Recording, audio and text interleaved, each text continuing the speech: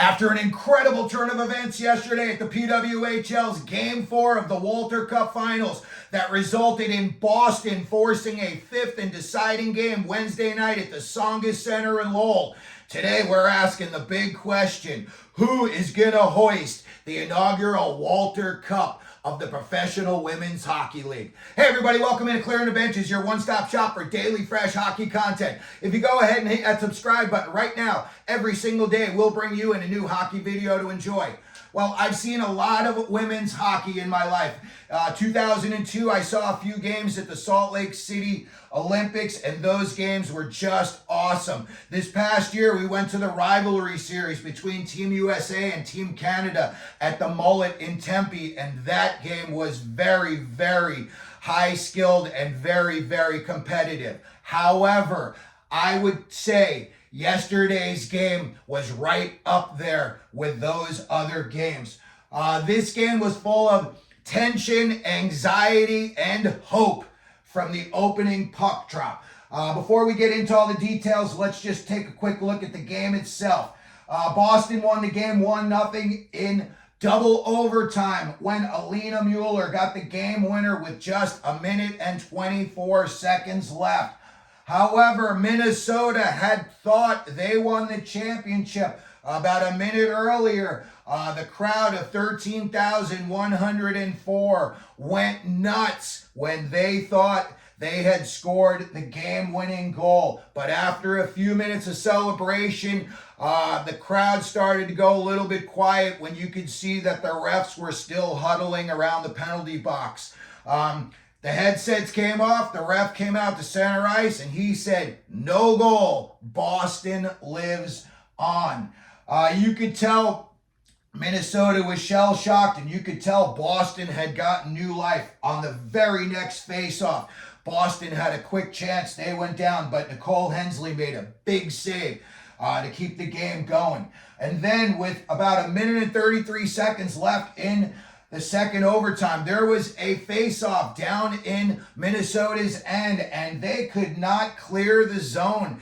And Alina Muller found the puck on her stick, and she ripped a quick little shot that made it past Hensley, and they staved off elimination. And as you can imagine, the crowd was just stunned. You could hear a pin drop, and all I can remember, from that moment is watching just Boston hitting the runway and just trying to get off the ice as quick as possible. It reminded me a lot of Matthew Tkachuk last year in the playoffs. So now the series is tied at 2, and we are heading back to Boston. Let's take a look at the details of this game. In the first period, there was a lot of tentative play, as you can imagine, by both sides, but shots were getting through.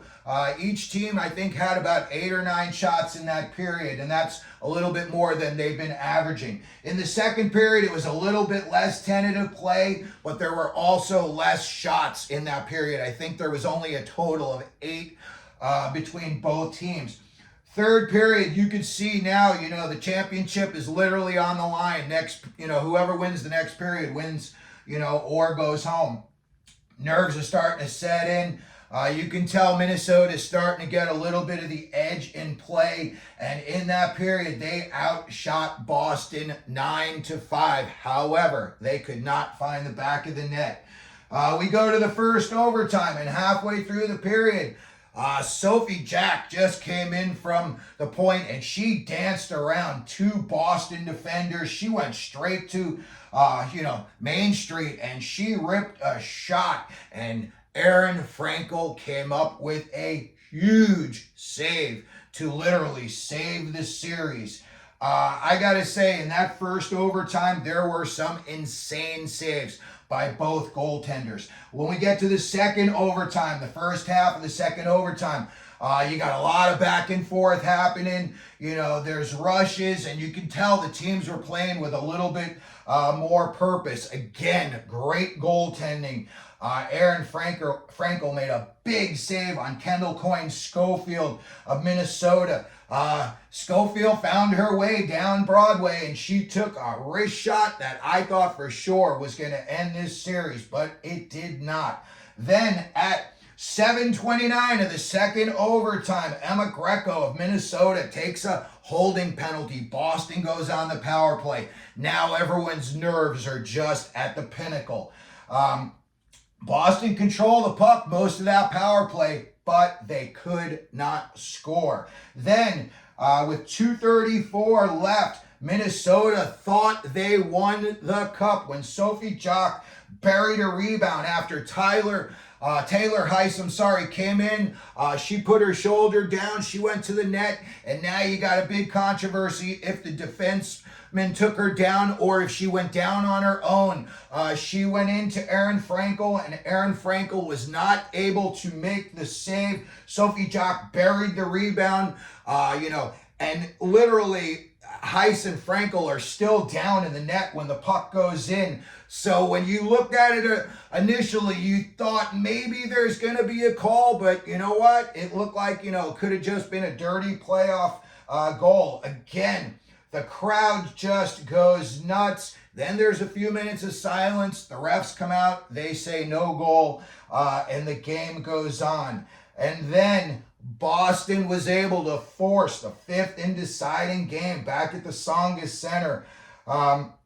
When just about a minute after, Minnesota thought they had won it, Alina Muller scored, and it was a goal that Minnesota should have been able to clear the puck off the faceoff, and they weren't. And I think it was Mueller that may have initially kept the puck in, and then, she found herself with the puck on her stick. She took a quick little snapshot, and it found the back of the net, and the next thing you know, it is dead silent at the XL Center, and now we've got Game 5 going back to Boston.